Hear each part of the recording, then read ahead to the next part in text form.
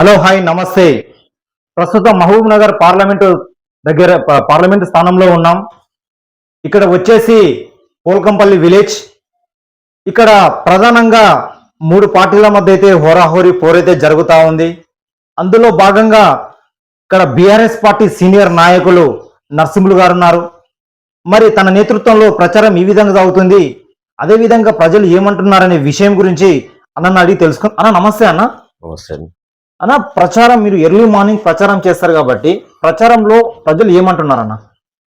ప్రజలు ముఖ్యంగా డైరెక్ట్ చెప్పాలంటే కాంగ్రెస్ మేము ఓటేసి మోసపోయినామనే వాదనలు అయితే ఉన్నారు. కాంగ్రెస్ హామీలు నమ్మి ప్రజలు 2500 మహిళలకు ఇస్తారు, ప్రతి మహిళకి ఇస్తారని, 4000 పింఛన్ ఇస్తారని, రైతు బంధు ఇలా వేస్తే రేపు ఈ ఎలక్షన్ల కోడ్లో అప్పుడు పైసలు బ్యాన్ చేసినా కూడా రేపు 4 రోజులు అయినాక వస్తే ఇంకా మాకు 15,000 వస్తాయనే భ్రమల వాళ్ళ ఉద్దేశంతో కేసీఆర్ ఇచ్చిండి ఇన్ని, కానీ ఇంకా అదనంగా వస్తాయన్నాడు కదా. ఆశ అంటే మనిషి ఆశాజీవి అనేది అందరికీ సహజం. ఆ ఆశలు పోయి మోసపోయి అలా చాలా బాధపడుతున్నారు జనాలు. ఒకరొకరితోటికి మేము ప్రత్యేకంగా వాళ్ళే మాకు వచ్చి మీరు ఎందుకు ఇది చేస్తున్నారు, ఎందుకు నిశ్శబ్దంగా ఉంటున్నారు అనే వాదనలో వాళ్ళు పోతున్నారు. మేము ఇంటింటికి పోతే కూడా ముసలోళ్ళు, రైతులు, ముఖ్యంగా మహిళలు ఉచిత బస్సు ఇచ్చినారు, ఉచిత బస్సు తృప్తి లేదు. కరెంటు బిల్లు మాఫీ అన్నారు, కరెంటు బిల్లు కట్టించుకుంటున్నారు. రైతు రుణమాఫీ అయ్యా నువ్వు ఇవాళ తీసుకో, కేసీఆర్ మాఫీ చేసిండు కదా, పోయి రేపు తీసుకో, ఎల్లుండి పొద్దున్నే నీకు 9 తారీఖు నాడు నేను వస్తున్నా చేస్తున్నాడు. ఇంతవరకు అది లేదు. ఇప్పుడు ఈ దేవుడు ఆ దేవుళ్ళ మీద ఒట్టి పెట్టుకుంటాడు. ఎక్కడ పోతే ఇప్పుడు మైనార్ వస్తే జోగులమ్మ అంటాడు, ఇక్కడ కొత్త పోతే కురుమూర్తి స్వామి అంటాడు, అటు యాదరాది పోతే అన్ని దేవుళ్ళని కూడా రాజకీయానికి దింపుతారు అంటారు. ఇప్పుడు దేవుళ్ళు ఒట్టు పెట్టుకునే అంత పరిస్థితికి దిగజారిపోయింది ఉన్న ప్రభుత్వం. చేస్తే ఇవన్నీ ఉండదు కదా. కాబట్టి ఇంకోటి ప్రజల్లో ఒక ముఖ్యమైనదంటే కేసీఆర్ మంచినీళ్ళు ఇచ్చిండు, సాగునీళ్ళు ఇచ్చిండు, రైతు బంధు ఇచ్చిండు, పింఛన్లు 200 ఉన్నది 2000 రూపాయలు చేసిండు అనే బాగా వాళ్ళకి ఇది ఉంది. ఇదంతా మోసము, మోసపోయినాం మమ్మల్ని అంటే వాళ్ళ బాధ. జనాలలో పోతే బాధ అట్లా ఉన్నది. అప్పుడు ఆ పరిస్థితులు ఏమున్నదంటే ఈ కేసీఆర్ 2 సార్లు చూసినామనే వాదనలా తప్ప కేసీఆర్ చేసిన తప్పు ఏం లేదనేది ఇవాళ వాళ్ళకు తెలిసి వచ్చింది. కేసీఆర్ మాకు ఇంత మంచిగా చేసిండు అనే వాదన వాళ్ళకు 100% ఉంది. ఇంకొకటి విషయం అన్న, ఇప్పుడు 6 గ్యారంటీల గురించి జనాలు ఏమంటున్నారన్న? ఇప్పుడు ఎందుకంటే ఎర్లీ మార్నింగ్ 6 గ్యారంటీలు ఈ ఎలక్షన్ వాడు ఆగస్టు అంటున్నాడు, అది పథకాలు అప్లికేషన్ తీసుకున్నాడు తప్ప మాకు అమలు చేసింది ఏం లేదు, ఏ ఒక్కటి వచ్చింది అనే వాదన తప్ప వేరే ఏం లేదు. ఉచిత బస్ అంటే ఎవరో పోయేటోళ్ళు కొంతమందికి బయటకు పోయేటోళ్ళు తప్ప మాకు ఎలాంటి హామీ నెరవేరలేదు అనేది బాగా బలమైన కోరిక ఉంది వాళ్ళ లోపల. జనాలు చెప్తున్నారు. మాకే చెప్తున్నారు ఉంటా.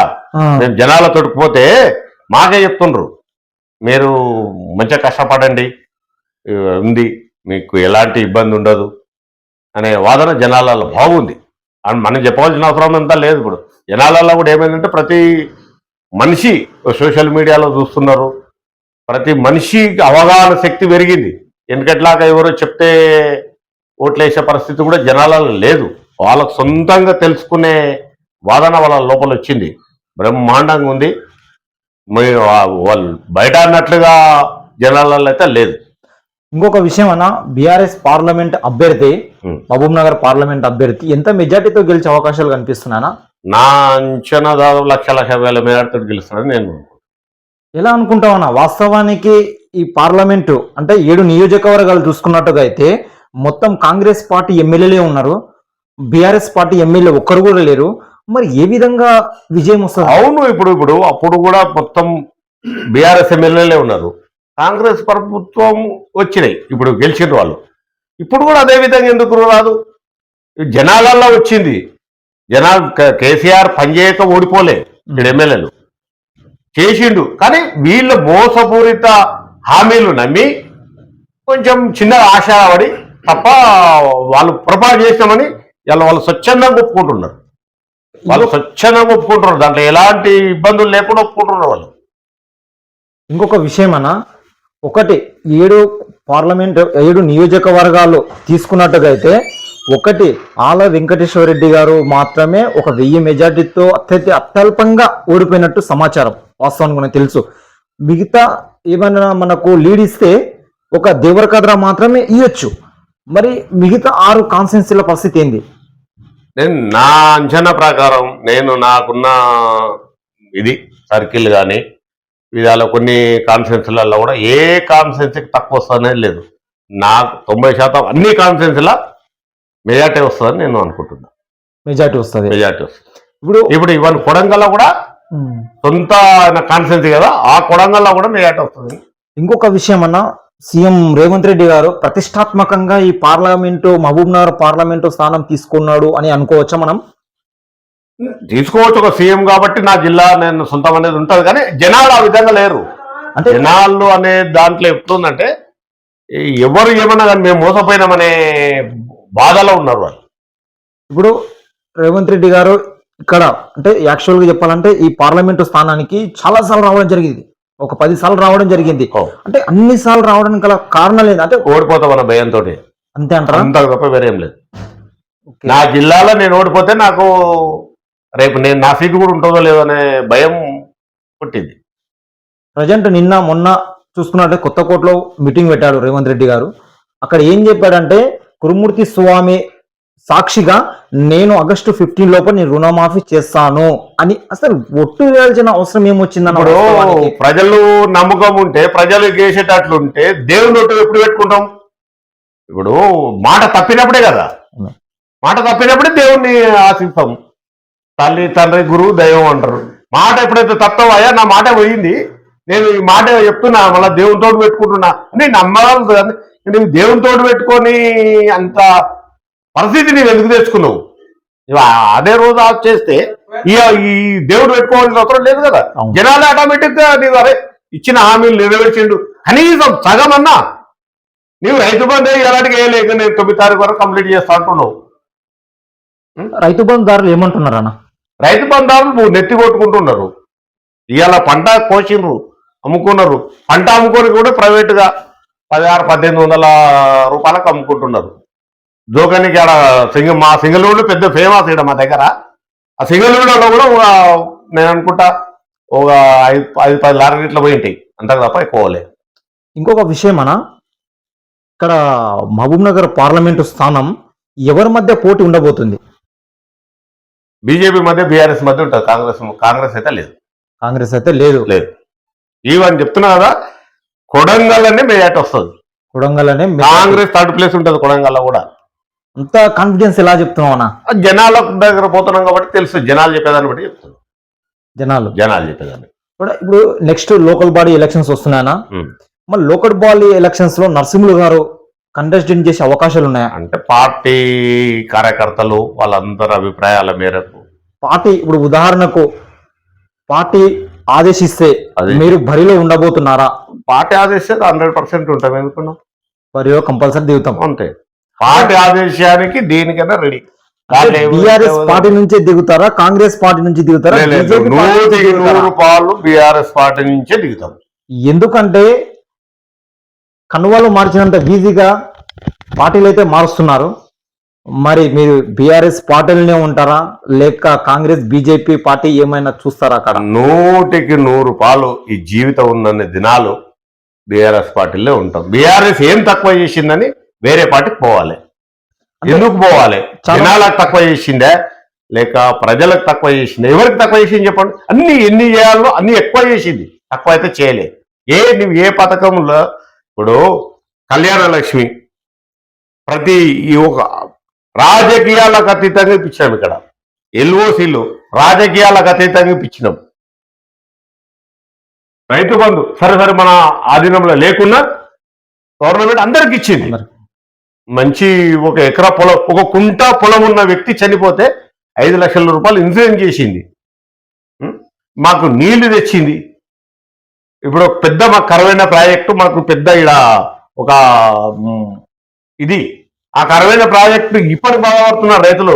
మరి కరువైన ప్రాజెక్టు చేస్తాడా చేయడా వీడు వచ్చే ఇవన్నీ ఎక్కడెక్కడో మాట్లాడుతున్నాడు అనే వాదనలో కూడా రైతులలో ఉంది.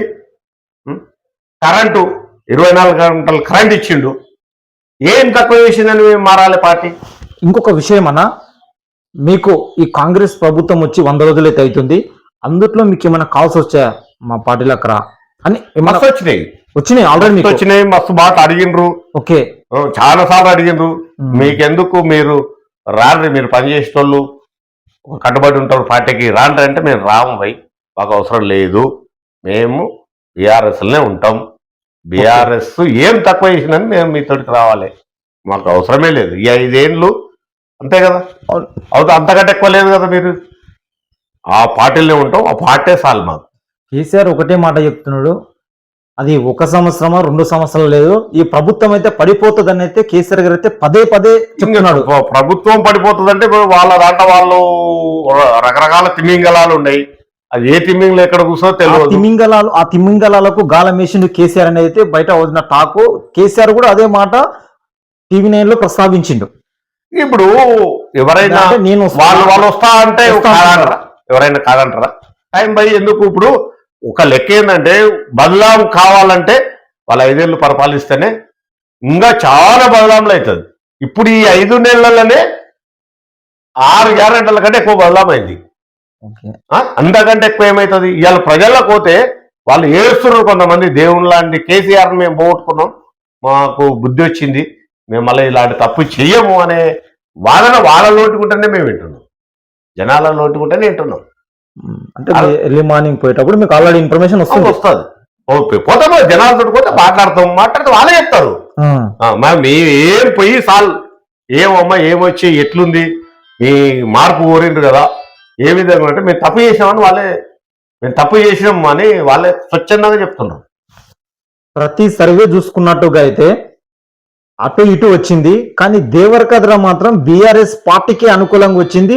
అలాంటి పరిస్థితి వచ్చినటువంటి బీఆర్ఎస్ పార్టీకి ఈ సీటు ఓడిపోవడానికి ప్రధాన కారణం ఏందన్న? చిన్న తప్పితాలు ప్రధాన కారణం అంటే, ఇప్పుడు సరే అందరూ ఓడిపోతుంది అని ఎవ్వరు అనుకోలే, అందరూ గెలుస్తుందని అది ఉన్నారు. కాంగ్రెస్ పార్టీ నెగ్లెక్ట్ చేసి బీఆర్ఎస్ పార్టీ గెలుస్తుంది అని చెప్పారు, మరి ఎందుకు ఓడిపోయింది? అదే చెప్తున్నా కదా, వాళ్ళు గెలుస్తుంది అనే ఊహలో కొంచెం నెగ్లెక్ట్ చేసుకున్నాం తప్ప 100% గెలిచిన సీటే. ఆయన మంచి వ్యక్తి, ఎవరు చెప్తున్నా కదా, ఒక హాస్పిటల్ కానీ LOC కానీ కళ్యాణ లక్ష్మి కానీ నీవు ఏ పని కన్నా పో, ఆయన సహాయశక్తుల కృషి చేసిండు.